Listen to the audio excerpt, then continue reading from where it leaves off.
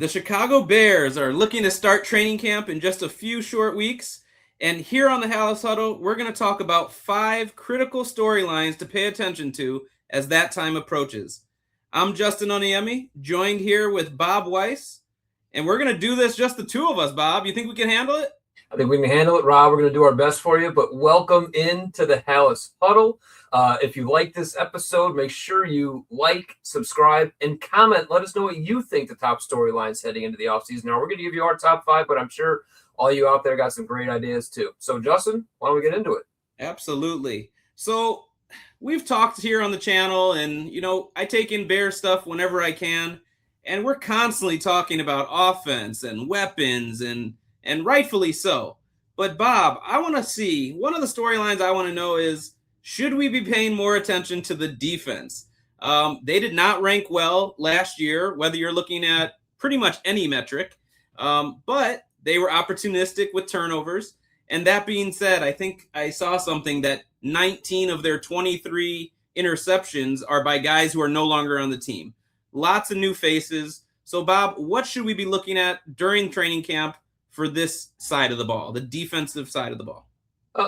First and foremost, I think Dennis Allen's kind of said it himself, where last year he didn't think he was teaching the fundamentals well enough. He was more teaching scheme and what they wanted to do without really teaching them what to do within that scheme. So I think that if we're hearing early on that, there's just lots of drills about get off and, pounding bags and doing all that kind of stuff to really just teach the technique along the line, I think is going to be a big thing. But I think you kind of said it with those interceptions. First of all, I think we all kind of knew and we enjoyed all the turnovers last year. We joke on this channel all the time that that's the Bears' defensive identity. Whenever one would pop up, like that's just what the Bears did because they did it so consistently. But I think we all know that in the end, turnovers usually don't, translate year to year. So I think what we'd like to see is some more turnovers in the secondary, right? But what we've been sold is that Kobe Bryant is an upgrade to Kevin Byard, right? What we've been sold is that Wright, what was his first name? Nashawn Wright was, just a guy that was a product of good scouting and good coaching by Al Harris, right? So if Al Harris now has his hands on better athletes in the secondary with Thieneman and Kobe Bryant and a healthy Kyler Gordon, then maybe it is truly a defensive identity, and now better athletes will get even more turnovers and interceptions. Who knows? But I definitely do think that the defense is going to really carry the success of this season to the highest possible level. This team, I think, can still win, 8, 9, 10 games, fun, winning 38, 32, whatever. But if there wants to be some real winning, this has got to be at least a league average defense, and that's going to start training camp. But I think if we're still worried about that, I do think it's an interesting question. I'll throw it to you. Like, is it a Dennis Allen problem? What defense being bad 2 years in a row, or is it simply the players on the field problem? Yeah, when they hired Dennis Allen, we were all super excited because you have a proven veteran coach and not one that any team is looking to pluck as a head coach. But if year after year your unit underperforms, then at some point it is going to be called into question. Now, I don't think that's this season. And you mentioned turnovers. There's some randomness there. But I would be kind of shocked if you go from first in the league to dead last. I think some of it is the approach they take. But there are plenty of numbers, and I'm not going to get into them all here because I don't even know them all. There are plenty of numbers that are more hidden statistics that I think it's more critical they improve in. Sometimes it made it to the show, but more so is in our frustrated Sunday day text between you, me, and Rob, where I consistently was watching how many yards they were giving up on first down and on running plays. That kind of stuff you need to improve. Getting off the field on third down. These are all ways that you can be a better unit. And yeah, you probably will have fewer turnovers, but you'll be a better unit and you'll be putting a high-powered offense in a better position more consistently. Not to mention, if the offense clicks and you're a defense that's playing with a 2-score lead, that helps you. That helps Dennis Allen. That helps everyone on the field. So I'm going to judge them more on the totality of everything, but I'm going to have my eyes on it. And that's why I'm glad we kicked off this episode, because they have been a forgotten unit, and I don't want to excuse them for the kind of play they put on the field last year. So one thing I will say I don't think has been forgotten about this defense is maybe some focus on the defensive line this offseason. So I would say that maybe a second storyline going into this offseason is the roster all set? Or are there going to be some new acquisitions still coming in? Justin, want you? Well, I feel like I'm contractually obligated to say the name Jadeveon Clowney every time we bring this up. So I'm just going to get that out of the way. I keep thinking they need another guy, but I also understand why there's no rush to do it at this point. I'm very much going to have my eyes on Austin Booker. Towards the end of last season, he started to come on strong. He was an exciting prospect when they drafted him 2 years ago, but it was kind of said, even in the scouting process, that he was kind of coming out a year too early in a sense. And so this would be the year for him to come on the scene. Not just because the timing of it in his career, but they need him to. So I'm very excited, but also going to have my eye on that, because if the early indication is not that he's going to be this, make this big jump, then I definitely think you need to look at signing another edge. But off the air, you mentioned other positions that they might be looking at. Yeah, I mean, right now Kyler Gordon is a little banged up, so do they need maybe When are we recording this? Yeah, it doesn't matter. Every year since he was drafted. Is that right? So there might be some depth at the nickel now, although one of the safeties they did sign, I do think has some nickel potential. The one from the Buffalo Bills. Apologize. I know who you're talking about. It's in the comment right now. Who is this defensive back? We're all excited about this. He was injured too. That's why we forgot him. Yeah, right. So there's some potential there. I do think there's some defensive tackle, maybe, if there's any guy out there that could maybe use some depth. I know that they did make some very small depth signings. Neville, who we all enjoyed. And I think there was another defensive tackle. And then there's the defensive tackle from Georgia Tech that they drafted. So there's some depth there. But there's guys sitting out there in free agency still that can help the Bears. Cameron Jordan was the one that seemed to make the most sense, just the ties to Dennis Allen, but he got snatched up by the Saints a couple weeks ago, so that's not happening. So yeah, we'll just kind of see. I do have one more thing to say. I know some people have been kind of almost, as you mentioned, Cameron Jordan gets signed, so he's kind of another name that you might have considered that's gone. But I want to just reiterate that I don't feel that the Bears think they're in a rush, and these veteran players who haven't signed, I don't think it's completely because there's not interest. I think they are also kind of slow playing it and trying to find the right situation and probably get out of some of the grunt work of the offseason that they don't want to do. But the Bears are a team that a veteran would want to go to if they're going to chase a ring or chase an opportunity. And that is super exciting. And I think that can give us hope that even if we're halfway through training camp and realize, hey, it might be time to sign someone, maybe there's a Bosa waiting to sign. Maybe there's a Von Miller. And these are guys who they're picking out specific situations. The Bears are now one of those situations. Yeah, I think that's a great point, because there's a need. There's a path to playing time, and there's a path to contention if the impact you think you can make as a player fills that need that the Bears clearly have. So that's kind of exciting. One thing is Cam Lewis, the defensive back that we signed from the Bills. And then, just to kind of reiterate the Austin Booker breakout potentially coming. The guy really was productive. I think he had 4.5 sacks last season, but I do believe 3.5 of them came in December in the playoffs, right? So it was trending in the right direction, trending as a productive player. So now can he start this season as a productive player and maybe trend into a near Pro Bowl type player? That would be kind of great trajectory for him. And in those final few games, I don't have the numbers in front of me. Someone can look these up, but his snap count is really high. He's like a high motor guy that's out there on the field a lot. Obviously, with health being an issue, you might not want to hear that. But if he can become that, the need for further depth is a little less, and hopefully his production goes way, way up.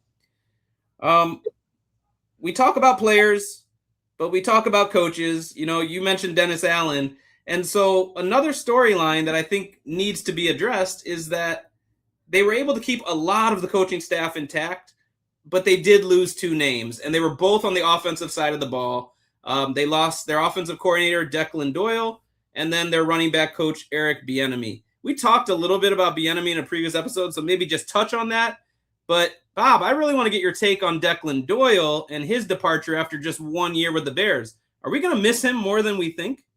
I think it's a fascinating conversation because I think when Declan Doyle was hired, we were all like, who? What? Some 27-year-old tight ends coach who was offensive control that long ago? Like that's kind of crazy. And now after one season, I think he's proved his worth to the point where he's already an offensive coordinator for another team expecting to contend for a Super Bowl. And the news coming out of Baltimore is really good on the impact that he's having. Now it is off season, not even real training camp. Let's pause the brakes a little bit there. But I do think it's interesting that you go from this offensive coordinator who was now all of this is still Ben Johnson's offense. So let's not kind of lose all that throughout the everything. But there's no way that Declan Doyle had no positive impact. And here is this young rising star going to another team. You had Eric Bieniemy, who was just kind of rock solid offensive line, previous offensive coordinator, really took ownership of that running back room, and he's not there.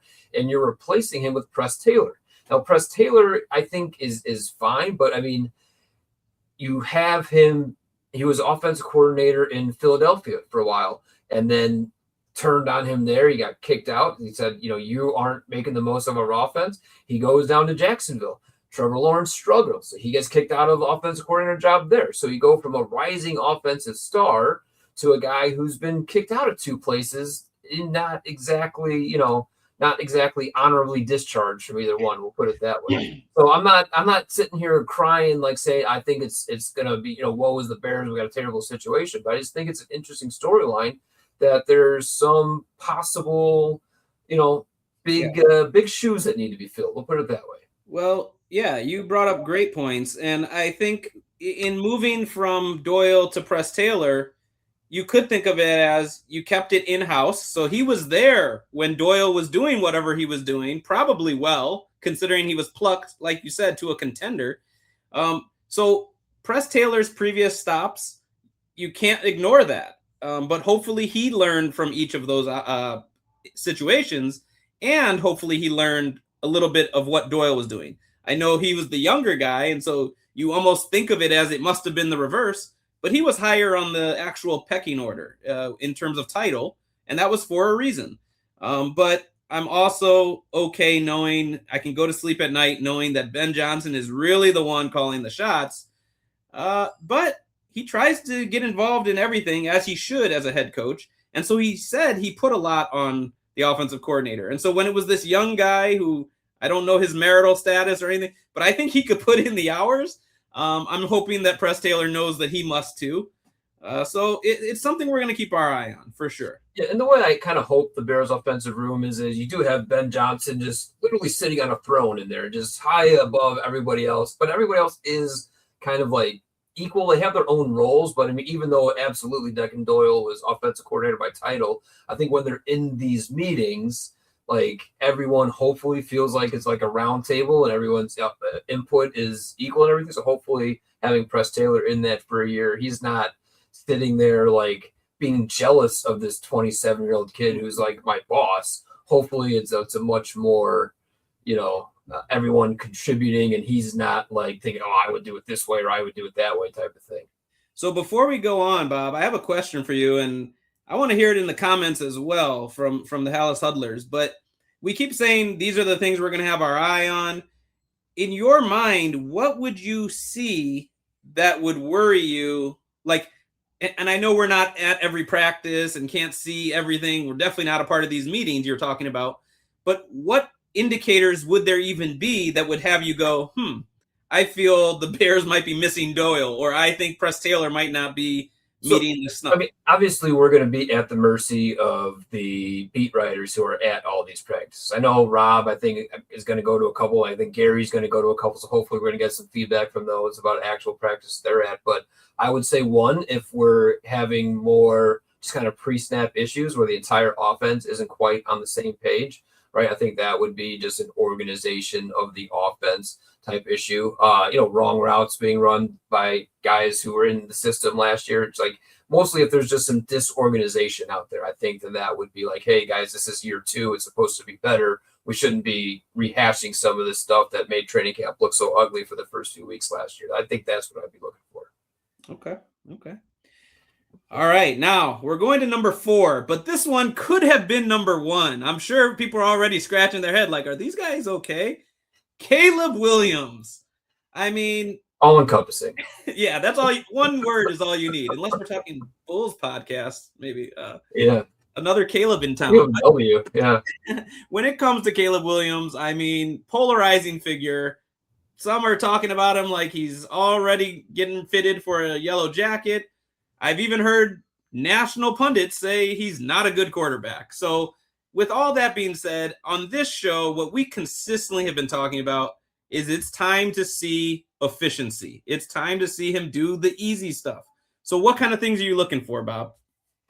I think this is exactly what Ben Johnson would tell you. It's exactly what he said last offseason as well. 70% completion. I want these drills to be clean. I want when it's 7-on-7, when it's all this stuff, I want 100% completion rate. Like I think just that completion rate improving is going to be paramount. Like I think even last offseason, I know for a while they were all keeping track of it, and then when he never even approached 70%, people just stopped. They didn't want to be negative, so they just stopped reporting it all the time. But I want that completion percentage to be near 70 all the time. I want to hear that he's got command of these practices, right? I want him to basically be another coach out there. I think that's part of what makes a quarterback great, is that he's got command of the offense just as much as the coaches do. Well, I'm going to kind of go against what you said in our last segment, because if there's any kind of, pre-snap issues or things aren't looking sharp, I don't think any of us are going to be saying, what's Press Taylor doing? We're going to say, what's Caleb doing? You see, I think that would be depending. And, Caleb is out there vocally saying, no, you go here, you go here, you go here. It's an opportunity for him to display some leadership like that, display some ownership. And the root cause could be that the offense as a whole is a mess, but it's him taking it upon himself to correct these things. Now, if what I'm potentially saying might be an issue, the offense could be a mess with new coaches, like that would probably be presenting itself behind the scenes too. So hopefully Caleb would have a role in the meeting rooms. Be like, hey guys, we got to get this straightened out. We're not clearly communicating this kind of stuff. Hopefully that would happen even then. But yeah, I mean, on the field, you just want him commanding everything. So if you are lucky enough to go to some of these practices, in addition to just making sure the ball's not hitting the ground in terms of completion percentage, they've even taken it a step further and said it's about ball placement. And so whether it's training camp footage we get to see or even preseason games, is he putting it in a position where a Luther Burden can turn the corner and make people miss and lead to further explosive plays? So it's one and then the other. I want to see leaked footage of him throwing the ball into a net and hitting it every single time. And then when he's done, giving high energetic high fives to everybody. That's what I want. That's what we need. Then we'll know he's motivated. That's right. Yeah, but they're not going to be on Hard Knocks this year. I think they should be on every year, but we won't get to see that level of was kind of it turned out to be a sign, I guess. Whatever. Of what was to come. So. Did we really get a real Hard Knocks? I don't think we have got a real Hard Knocks experience. Soft knocks. Yeah, soft knocks. All right, so if you've been counting, there are 4. You should already be in the comments commenting on each one.